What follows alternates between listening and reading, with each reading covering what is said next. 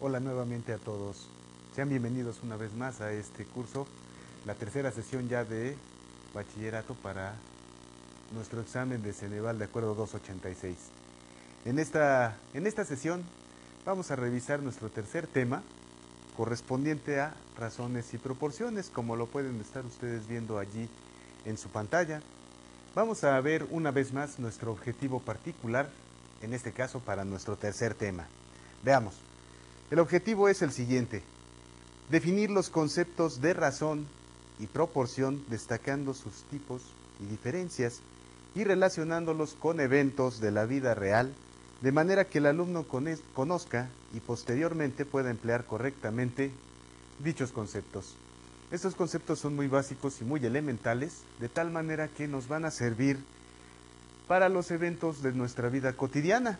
Así que vamos a darle inicio a la sesión con el primer subtema, que se refiere a razones y proporciones. Bien, vamos a comenzar entonces con algunas definiciones sencillas. Primero que nada, ¿a qué se le llama en matemáticas, principalmente en aritmética, razón? Bien, la razón es, como ustedes pueden estar observando, es la relación entre dos cantidades al compararse entre sí. Hay dos tipos de comparaciones, como ustedes pueden ver. Tenemos aquí razón aritmética, la cual se refiere a la diferencia o resta indicada entre dos cantidades. Tenemos aquí un ejemplo, 7 con un símbolo de menos, con un 5. Pero esto se lee 7 es a 5.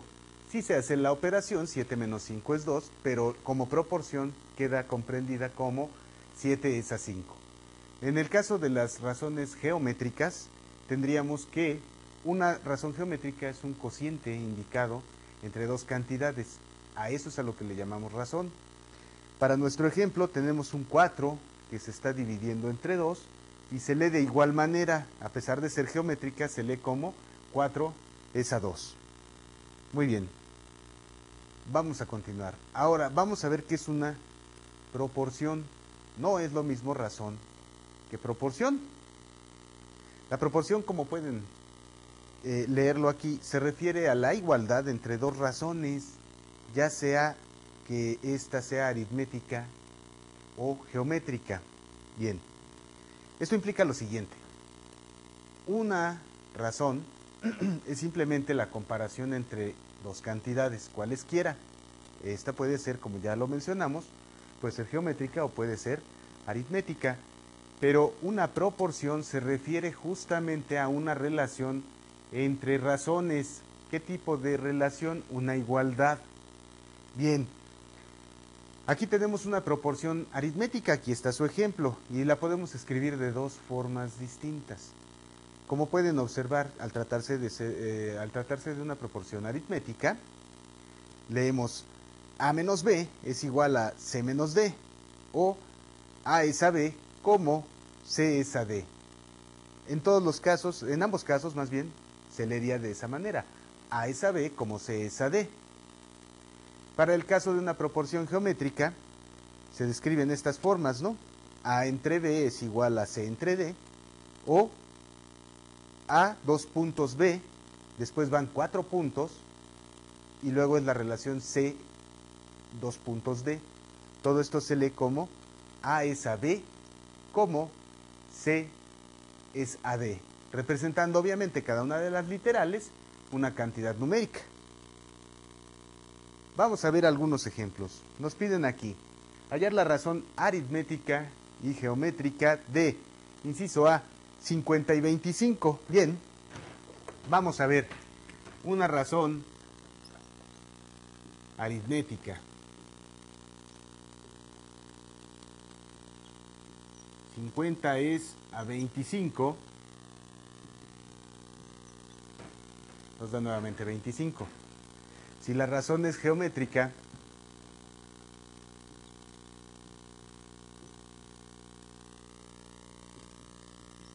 entonces tenemos 50 es a 25 como dos veces. Aquí tenemos que considerar lo siguiente: una razón aritmética me establece justamente la diferencia entre estas cantidades, mientras que, es decir, cuánto excede una a la otra. Mientras que en el caso de la razón geométrica, me dice cuántas veces cabe una en la otra. El 25 cabrá entonces 2 veces, o lo que es igual, el 50 es 2 veces el 25. Tenemos el inciso B, dice 11 doceavos y 5 sextos. Bueno, en el caso de la razón aritmética, tendríamos 11 doceavos menos 5 sextos. 11 doceavos es a 5 sextos, bien, de la sesión anterior que nosotros habíamos revisado la parte de fracciones, podemos hacer esta resta fácilmente. Vamos a determinar un común denominador para 12 y 6. Recordando ese concepto, nos daríamos cuenta fácilmente que ese común denominador debería de ser el 12, puesto que el 12 es la primera cantidad que aparece de manera común, tanto en la tabla del 6 como en la misma tabla del 12.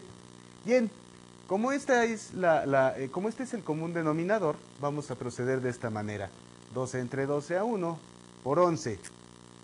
Nos vuelve a dar el número 11. Sigue un signo negativo.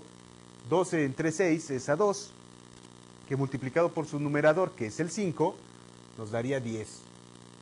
De manera que al hacer la operación encontramos que la razón aritmética de 11 doceavos con 5 sextos debe de ser entonces un doceavo, puesto que esa es su diferencia. Si ahora lo llevamos a una razón geométrica, tendríamos 11 doceavos es a 5 sextos, y aquí voy a hacer una observación. Cuando dividamos fracciones, vamos a procurar establecer jerarquía entre las líneas que dividen a estas fracciones, tomando en consideración que la línea mayor es la línea principal de quebrado. Así me queda más claro el hecho de entender que voy a dividir toda la cantidad 11 doceavos entre la cantidad de 5 sextos. Muy bien, recordando cómo se divide, haríamos lo siguiente.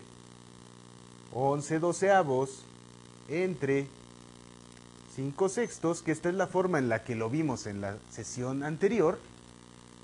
Quedamos que multiplicábamos, hacíamos productos cruzados. Numerador con denominador, 11 por 6, 66, y regresaba al numerador.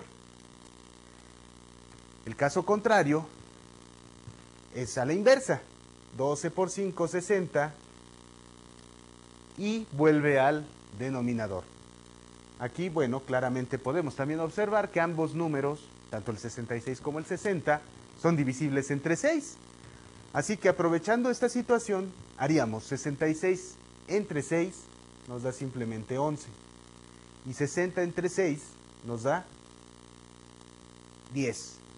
Bien, esto en el caso de la división de fracciones y como lo habíamos visto en nuestra clase pasada. Si ahora tiene este arreglo, entonces hacemos lo que tenemos conocido como la ley del sándwich. La ley del sándwich no es otra cosa más que este proceso que en lugar de verlo horizontal va a quedar en forma vertical. ¿Qué fue lo que se hizo aquí? Numerador con denominador. Numerador con denominador son estos dos. Y después, denominador con numerador. Denominador con numerador. A esto, para memorizarlo de alguna manera, digamos, lo comentamos de esta manera. Extremos con extremos y medios con medios. Para que no haya confusión, lo vamos a hacer de esta forma. La multiplicación de los extremos queda en el numerador. Nuevamente, 6 por 11 son 66. La multiplicación de los medios nos va a quedar en el denominador. 5 por 12 nuevamente 60, y simplificando una vez más nos volvería a quedar 11 décimos. Quiere decir que la razón geométrica entre el número 11 doceavos y el número 5 sextos es de 11 décimos. Bien. El ejemplo número 2 nos dice hallar el término desconocido en esto que es es prácticamente una ecuación de primer grado.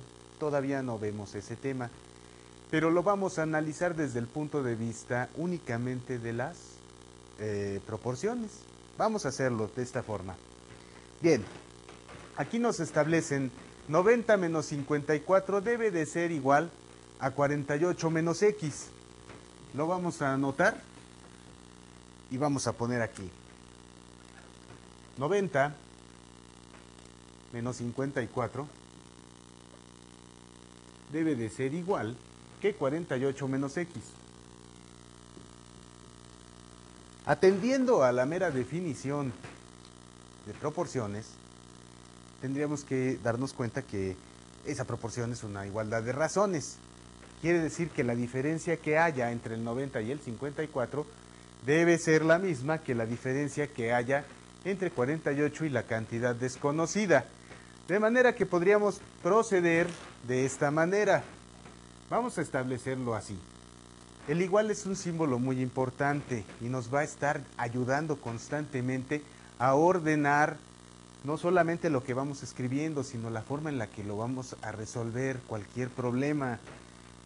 Así que vamos a respetarlo siempre, vamos a ponerlo debajo de sí mismo y entonces vamos a hacer la resta, ¿no? 90 menos 54 deben de ser 36. De manera que 48 menos x debe de ser igualmente 36. Haciendo el razonamiento de una manera más simple, podríamos decir, bueno, ¿cuánto le debo quitar a 48 para que me queden nuevamente 36 como en el lado izquierdo del igual? Deducimos que x debe de valer entonces 12 unidades. Y esto es cierto. 90 menos 54 son 36 unidades, mientras que 48 menos 12 también son 36 unidades. Por lo tanto, la proporción aritmética se cumple. Bien, eso en términos, o bueno, más bien hablando de proporciones aritméticas. En el número 3 de los ejemplos podemos observar que se trata de proporciones geométricas. Esta proporción geométrica nos dice, primero, el inciso A, nos dice 8 es a x como 16 es a 4.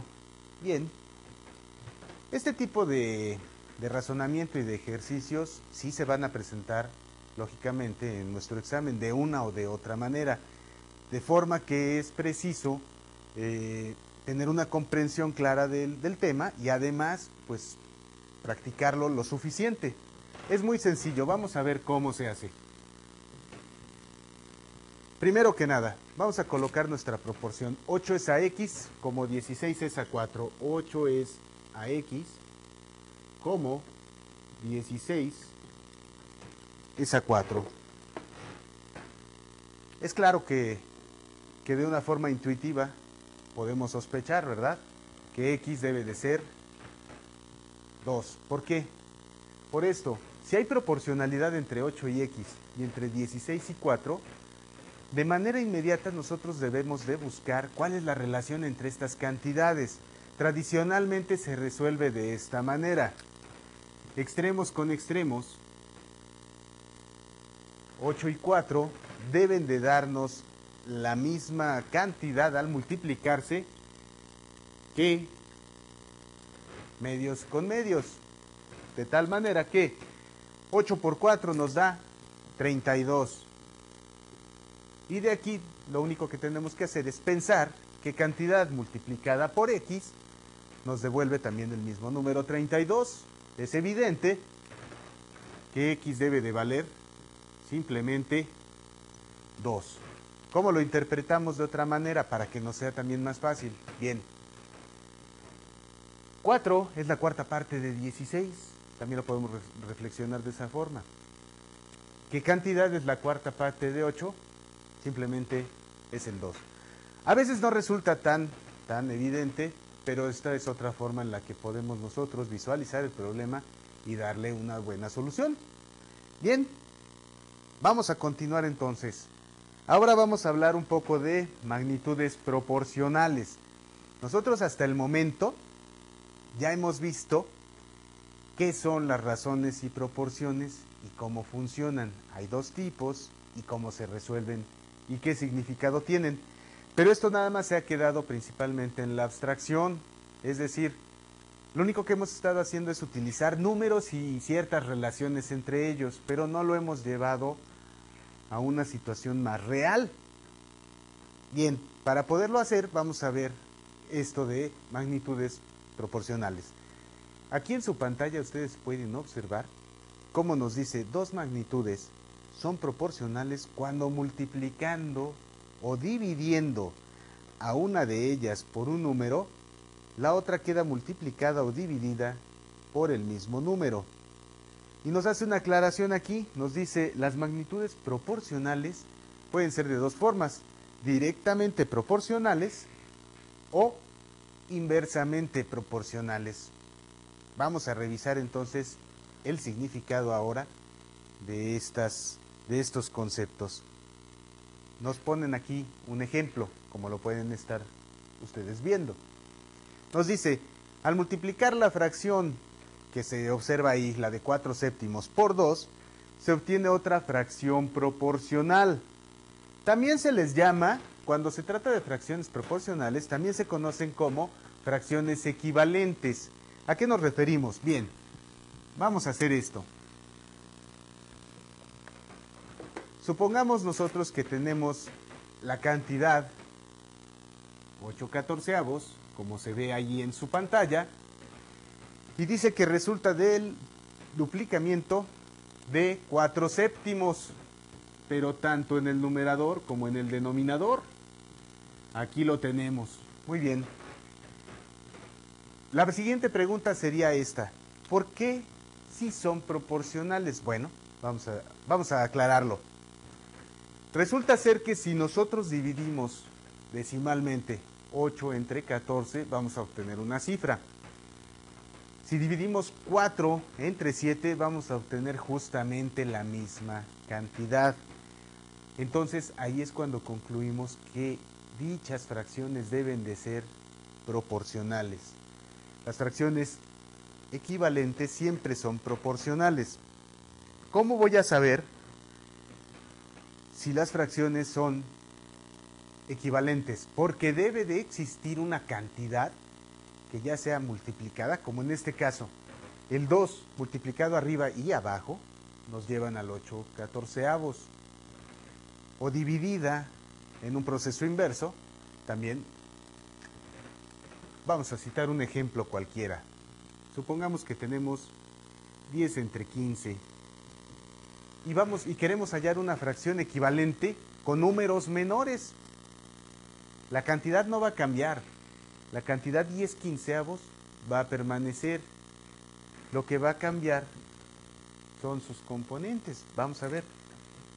Aquí resulta fácilmente visible que ambos se pueden dividir entre 5. La condición es esa. La condición es que se dividan o se multipliquen por la misma cantidad. No es válido dividir por una cantidad al numerador y por otra al denominador. Si no existe una cifra que pueda dividir simultáneamente a ambos, entonces quiere decir que la cantidad, es decir, la fracción que nosotros tenemos, ya no se puede reducir más. Bien, si dividimos aquí por 5 a cada uno de nuestros, al numerador y al denominador, vamos a obtener un 2 en el numerador y un 3 en el denominador. Esto nos dice que 2/3 entonces son proporcionales a 10/15. O visto de otra forma, podemos considerar que 10/15 y 2/3 son fracciones equivalentes. ¿Cómo puedo estar seguro o comprobar que se trata de una fracción equivalente? Es muy fácil, vamos a hacerlo de esta manera. Funciona así. Si yo tomo este denominador y lo multiplico por el numerador de la otra fracción, voy a obtener 15 por 2, 30. Aquí. Voy a hacer el mismo proceso, pero a la inversa, es decir, ahora voy a tomar el otro denominador y lo voy a multiplicar también por el otro numerador. y voy a obtener 3 por 10, 30. Cuando esto ocurre entre dos fracciones, entonces concluimos que dichas fracciones son equivalentes, deben de ser iguales, valen lo mismo. ¿Cómo voy a saber yo, entonces, si una fracción es mayor que otra? Pues de la misma manera. Vamos a hacer una prueba. Vamos a quitar este ejemplo y vamos a hacer otro, en donde a lo mejor nuestra intuición nos pudiera hacer dudar. Vamos a ponerlo así. Vamos a decir 9 décimos y vamos a compararlo con una cantidad cercana. Por ejemplo, 4 quintos. Finalmente podemos observar que el denominador de cada una de las fracciones es mayor que el numerador solamente en una unidad. ¿Quién sería mayor? 9 décimos o 4 quintos. Es muy sencillo. Sobre todo en el caso de las fracciones, pues nos cuesta un poco más de trabajo visualizar esta situación, pero la respuesta es muy sencilla. Vamos a volver a usar el mismo método, vamos a multiplicar el denominador de una de las fracciones por el numerador de la otra. 10 por 4 nos da 40. Y ahora vamos a hacer lo contrario, tomando este denominador y multiplicándola por el numerador de la primera de las fracciones. Entonces 5 por 9 es 45. Así de sencillo vamos a saber cuál de las dos fracciones es mayor. 45 es más grande que 40, de manera entonces que 9 décimos es más grande que 4 quintos, sin duda. Y con esto queda aclarado. ¿Por qué se introduce este subtema? Porque es muy común que de alguna manera nos lo pregunten o nos hagan, o más bien ellos quieran saber si de verdad conocemos este concepto. Y sí, es muy sencillo. Este símbolo es mayor que y me indica que donde está abierto la cantidad es más grande que hacia donde se dirige la punta. La punta precisamente se dirige a la cantidad menor. Esta es la manera en la que nosotros vamos a saber perfectamente cuándo una fracción es mayor que otra. Y es la más sencilla además. Bien, continuando aquí con nuestros ejemplos, nos ponen para una división, como ustedes pueden observar aquí, nos ponen 25 sobre 45. Y entonces buscamos una cantidad, de preferencia tiene que ser la más grande posible, que divida simultáneamente tanto al numerador como al denominador. Para nuestro caso en particular podemos ver que se trata del número 5. Entonces el 25 entre 5 queda en el numerador de esta fracción de fracciones y el 45 entre 5 queda como denominador. A final de cuentas hacemos 25 entre 5 nos dan simplemente 5 y 45 entre 5 nos da 9, por lo que podemos concluir que proporcionalmente es lo mismo 25 45avos que 5 novenos. Vamos a entrar ahora a un tema de mayor interés. Este tema se refiere a la regla de 3, la regla de 3 simple. La regla de 3 simple es un método que se emplea para resolver problemas que se presentan en la vida diaria, sobre todo en el momento de realizar alguna operación comercial de la cual pues nadie está exento. Así que yo recomendaría mucho que este tema de la regla de 3 se practique lo suficiente, porque además, lógicamente, va a venir de alguna manera en nuestro examen. Y nosotros tenemos que estar completamente preparados para resultar exitosos en la presentación de este. Bien, vamos a ver entonces la regla de 3. La regla de 3 es una operación entre proporciones que tiene como objetivo hallar el cuarto término conocidos 3. Como que hasta aquí no es muy claro, pero lo vamos a explicar a través de ejemplos para que esto se vaya comprendiendo mejor. Bien, dice aquí, la regla de 3 puede ser directa o inversa. Bien, al final nos exponen aquí.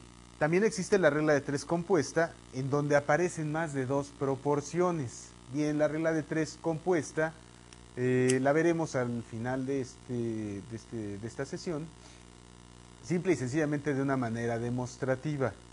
Generalmente, al nivel del bachillerato y para este tipo de exámenes, no se incluye la regla de 3 compuesta.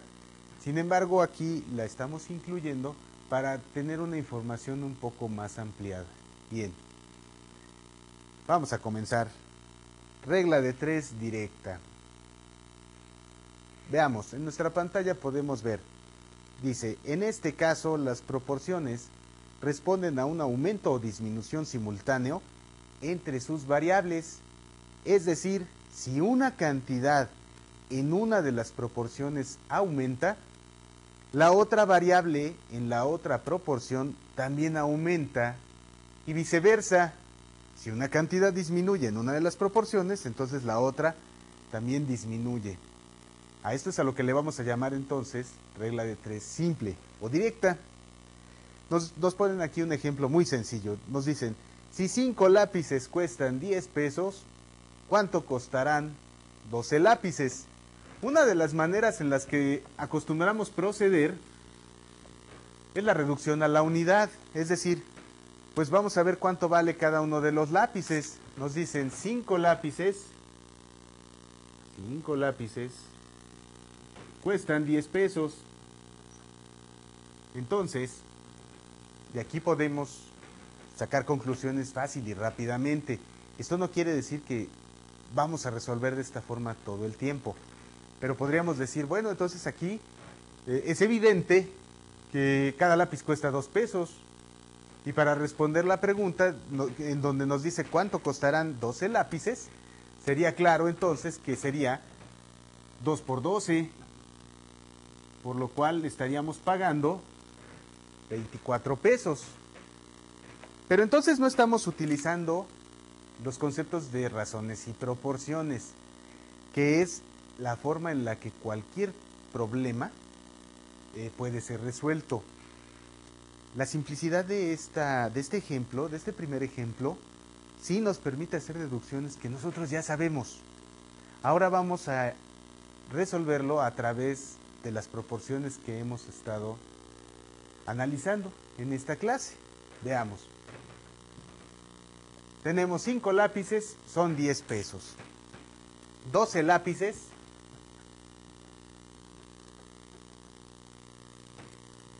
¿cuántos pesos serían? Ahorita ya sabemos que son 24, pero vamos a suponer que no lo sabemos. Vamos a ocupar entonces las proporciones.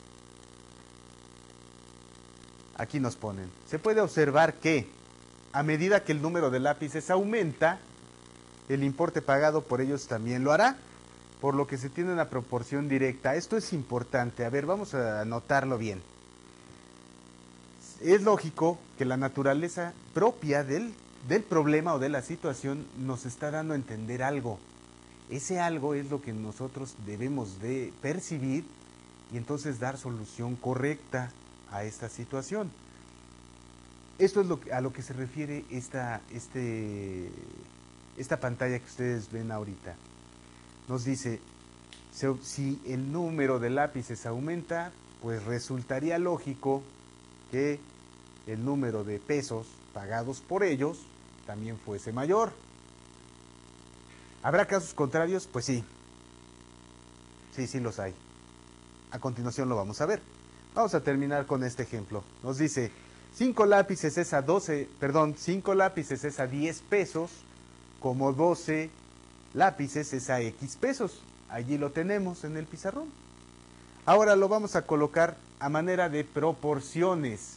¿Cómo lo vamos a hacer? Bien, se trata de una proporción directa, lo cual me indica que la proporción de lápices establecida debería de ser igual a la proporción de dinero. Aquí nos lo exponen, la proporción entre los lápices debe de ser igual a la proporción de importes del dinero pagado por ellos. Si lo pongo así, es válido.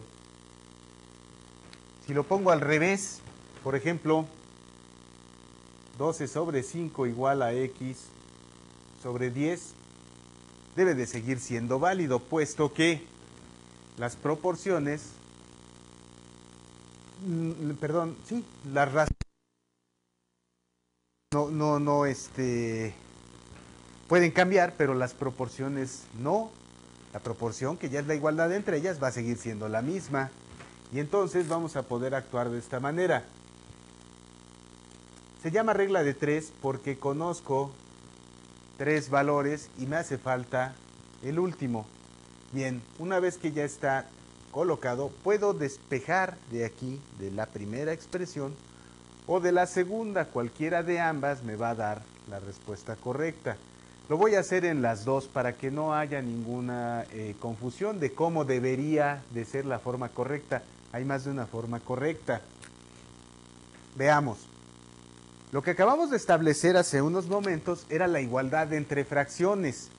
Aquí ya me está diciendo es que esta fracción es la misma que esta. Si eso es verdad, quiere decir entonces que yo podría realizar productos cruzados haciendo x por 5, 5x, y 12 por 10, 120. De manera entonces que sigue existiendo una igualdad. Eso ya lo habíamos establecido hace unos momentos. Ahora, este 5 que está multiplicando va a pasar dividiendo del lado contrario del igual. De forma que, para que yo pueda conocer el valor de x, debo dividir 120 entre el número 5. Y 120 entre el número 5 me da 24, que eran los 24 pesos de los que ya habíamos tenido noticias desde el principio. Bien, ahora, si yo lo resuelvo desde esta otra proporción, no me resta más que hacer lo siguiente. Esta cantidad, que es el 10 y que está en el denominador, va a multiplicar al numerador de la fracción a la izquierda del igual. Muy bien, 10 por 12, 120, entre 5, debe ser igual a x, y ya llegamos al mismo resultado. Finalmente x vuelve a valer 24 pesos, como ya lo sabíamos desde un principio. Así que el acomodo de las proporciones es indistinto, siempre y cuando se haga de manera razonable y correcta, a la posición de las razones. Entonces, efectivamente, llegamos al mismo valor. Bien, es lo que ustedes ven ahora en pantalla. Tenemos aquí 12 quintos igual a x sobre 10, y despejando nos da el número 24 que ya habíamos obtenido. Muy bien, esto en lo referente a una proporción, a una regla de 3 directa. Vamos a ver ahora el caso contrario, una regla de 3 inversa. Nos dice aquí, en este caso de proporciones, la relación entre las variables es de carácter inverso. Esto es lo importante. Si una de ellas aumenta, la otra necesariamente disminuye y viceversa. Vamos a ver un ejemplo. Nos dice aquí, vamos a leerlo primero con calma y vamos a analizar la situación en comparación con la cuestión de los lápices. Nos dice, si 4 trabajadores hacen una obra en 12 días, ¿en cuántos días, harían la misma obra 7 trabajadores? Vamos a pensar sobre la naturaleza entonces de este problema. A ver, a mayor número de trabajadores, cuantas más manos haya, seguramente la obra va a ser resuelta o terminada en menos tiempo.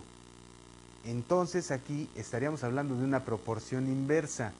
Si aumentamos el número de obreros, el trabajo, o más bien el tiempo de trabajo para hacer la misma obra, va a disminuir. Esto es a lo que se le llama una regla de 3 inversa. Una variable crece, esta variable es el número de trabajadores, mientras que la variable tiempo, al aumentar la de los trabajadores, la variable tiempo necesariamente debe disminuir. Bien, vamos a resolver esto. Aquí nos ponen, resulta lógico lo que acabamos de decir, que a mayor número de trabajadores, el tiempo requerido para realizar la obra debe de ser menor. En forma de proporciones nos ponen aquí 7 es a 4 igual que 12 es a x. Vamos a verlo entonces. Vamos a quitar esto y vamos a hacer lo siguiente. 4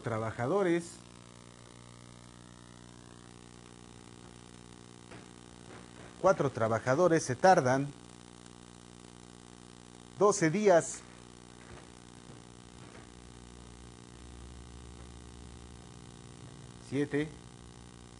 ¿En cuánto tiempo lo harán? Muy bien.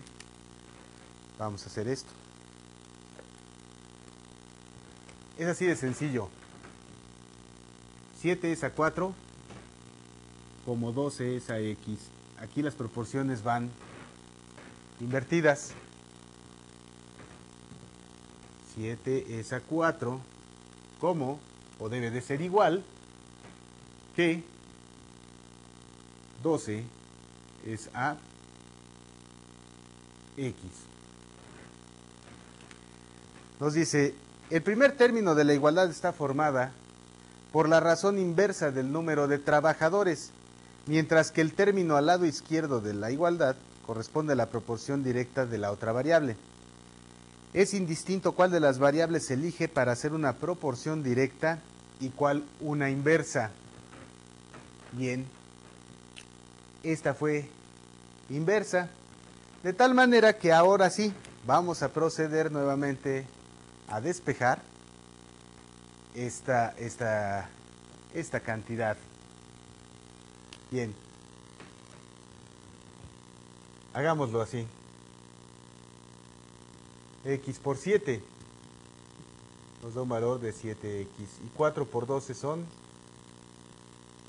48. Muy bien. Hay que recordar lo siguiente. Estos 4 son trabajadores. Esta X es el número de días. Estos son días. Y estos son trabajadores. De manera que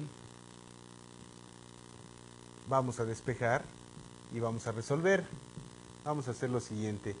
Esta X que está multiplicándose con, perdón, este 7 que se está multiplicando en el lado izquierdo del igual con X, va a pasar al otro lado precisamente de esta igualdad, efectuando la operación inversa. Si aquí está multiplicando, va a pasar dividiendo. De manera que vamos a tener 48 séptimos. ¿Qué significado tendría para nosotros? X representa días, 48 séptimos de días. Bien, para expresar nuestro resultado, no podemos poner 48 séptimos de días, a pesar de que es correcto. Vamos a ver entonces, tendríamos que dividir el 48 entre 7, de manera que podamos encontrar el número máximo de enteros y después dejar la fracción que ya no se pueda reducir. Entonces aquí nos va a tocar a 6. 6 por 7 son 42. Para 48 simplemente son 6. Una vez que el residuo es menor que la cantidad que está aquí afuera, que es el divisor, podemos establecerlo de esta manera. Son 6 enteros, 6 días, con 6 séptimos de día. esto es lo que se tardarían 7 trabajadores. Y si lo observamos debe de tener cierto sentido. Miren, 4 trabajadores tardaban 12 días en realizar todo el trabajo, toda la obra. Si nosotros aumentamos a 7 el número de trabajadores, quiere decir que lo estamos aumentando casi al doble. Razón por la cual el tiempo debería disminuir casi a la mitad. Y efectivamente, la mitad de 12 días serían 6 días, pero como es casi la mitad, son 6 días con 6 séptimos.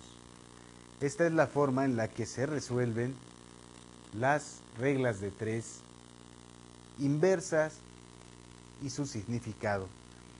Aquí en su pantalla se observa lo siguiente. Tenemos el mismo despeje, nos da igualmente 6 días con 6 séptimos. Y nos ponen aquí, de modo que se requieren 6 días completos y 6 séptimos de día, o sea, casi otro día, para terminar la obra, y que representa casi la mitad del tiempo necesario para los 4 trabajadores en un principio, lo cual tiene sentido ya que se aumentó dicho número de trabajadores casi al doble, lo mismo que habíamos comentado previamente. A manera de exhibición nada más, se va a dar un ejemplo de regla de 3 compuesta. Esto es con la única intención de que ustedes puedan observar las posibilidades que tiene, ¿no? La aritmética, como quiera que ésta sea. La regla de 3 compuesta, como se comentó previamente, se refiere más que nada a cuestiones o a problemas en donde intervienen más de una proporción, más de una igualdad, varían más cantidades dentro de esta. En la pantalla vamos a ver nada más este ejemplo. Tenemos lo siguiente. Nos dicen 3 hombres trabajando 8 horas diarias han hecho 80 metros de una barda en 10 días. ¿Cuántos días necesitarían 5 hombres trabajando 6 horas al día para hacer 60 metros de la misma barda? Antes de proseguir, yo quisiera hacer una aclaración o una observación más bien, en la que tenemos que ser conscientes, ¿no?, de la realidad. Este tipo de problemas también, desafortunadamente, tienen algo de idealistas, puesto que están haciendo suposiciones que no necesariamente serían reales, son meramente demostrativos. ¿A qué me refiero? A que aquí están asumiendo que cada persona trabaja exactamente al mismo ritmo que las demás, además durante 8 horas o 10 horas, e incluso hacen exactamente la misma cantidad de trabajo por día, puesto que logran una cierta cantidad de metros de barda en 10 días y otra en 60, para 60 metros de barda en otra cantidad de días. Bien, vamos a omitir un poquito esa situación y vamos a pensar que pueda ser posible, nada más con la intención de, una vez más, pues mostrar cómo es una regla de 3 compuesta. Si bien es cierto que para la naturaleza propia de este problema tendríamos nuestras dudas respecto a esa situación del desempeño de cada uno de los trabajadores, sí existirían otros elementos, o más bien otros problemas con elementos que sí pudieran ajustarse más a una regla de 3 compuesta. Si no estuviéramos hablando de personas, si estuviéramos hablando de maquinarias, entonces sí podríamos asumir con mayor confianza que esto sí sea posible. Así que la regla de 3 compuesta, pues sí se demuestra que es verdadera y que es útil, lógicamente. Bien, ¿cómo se habría resuelto este problema? Bueno, primero que nada, es conveniente hacer una tabla como la que están ustedes viendo en la pantalla, en la que vamos a establecer cada una de las variables y sus valores conocidos. En la primera columna, como pueden observar, tenemos ahí a los trabajadores, la situación inicial en la parte superior y la situación final en la parte inferior. Nos dicen, primero hay 3 personas que trabajan 8 horas por día, esa es su jornada. y resuelven 80 metros de la obra, tardándose para ello 10 días. En la situación final tendríamos ahora 5 personas que trabajan solamente 6 horas por jornada, pero realizan 60 metros. Lo que nosotros queremos determinar es en cuánto tiempo han realizado esos 60 metros. Bien, aquí sí se puede observar la variante que tiene con respecto a las dos reglas previas que hemos visto, ¿no? La regla de 3 directa y la regla de 3 inversa. ¿Por qué tiene unos signos positivos y negativos tanto en la parte superior de cada una de las variables en la situación inicial como en la parte inferior de la situación final? Por lo siguiente, miren, como nos dicen aquí, a más hombres, menos días. A más horas de trabajo, también menos días de trabajo.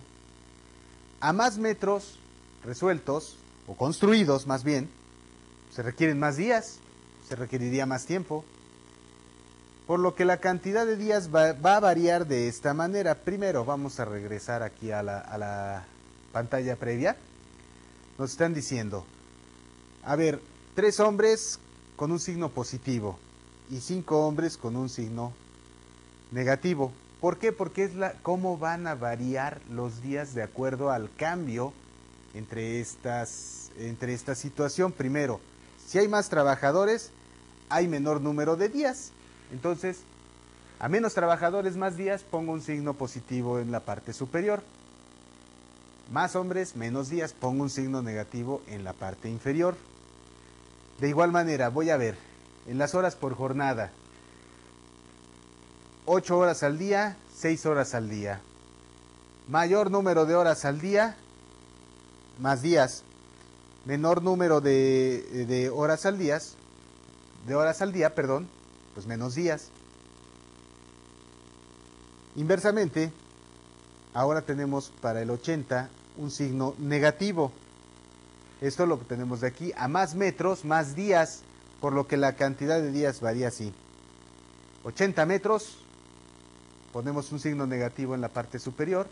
60 metros es un signo positivo en la parte inferior. Como lo que vamos a variar son días, vamos a procurar que en la parte conocida sí quede como con un signo positivo. Por último, lo único que debemos hacer es, a final de cuentas, hacer esta proporción. Todas las cantidades, como ustedes pueden observar, que tengan un valor negativo, se van a multiplicar todas en la parte inferior en el denominador, y todas las que tienen un signo positivo se van a multiplicar en la parte superior o numerador. Entonces, como observan aquí en esta pantalla, tendríamos, observen, 3 que es positivo, 8 que es positivo, 60 que es positivo y el 10 se van a multiplicar en la parte superior, mientras que el 80, el 6 y el 5 que son negativos van a ir directamente a la parte inferior. Haciendo todas las operaciones obtenemos un valor de 6 días exactamente. Muy bien. Esto queda nada más como una mera muestra de cómo se resuelve y cómo varían las problemáticas de las proporciones. No quiere decir que vayan ustedes a necesitar por ahorita, al menos no para hacer su examen, la regla de 3 compuesta, pero sí era necesario darla como una información extra para todos ustedes. Aquí hay algunos ejercicios para el final de esta sesión en las que ustedes van a poder poner en práctica todo lo que se platicó el día de hoy, y que a mi juicio creo que sería bueno que lo estudiaran de manera concienzuda, porque les va a ayudar no solamente a pasar su examen, sino que es parte de un conocimiento que pueden ustedes aplicar en la vida diaria. Así que sería recomendable que lo practiquen todo lo que vayamos viendo continuamente. Recuerden que va a haber una evaluación intermedia, una evaluación final al menos, y quisiera yo saber que están ustedes perfectamente bien ejercitados en este aspecto. Muy bien, esta fue entonces nuestra tercera sesión. Espero que les haya sido de utilidad y de su agrado. Por favor, estudien mucho. Yo me despido y les agradezco mucho por su atención. Muchas gracias y hasta luego.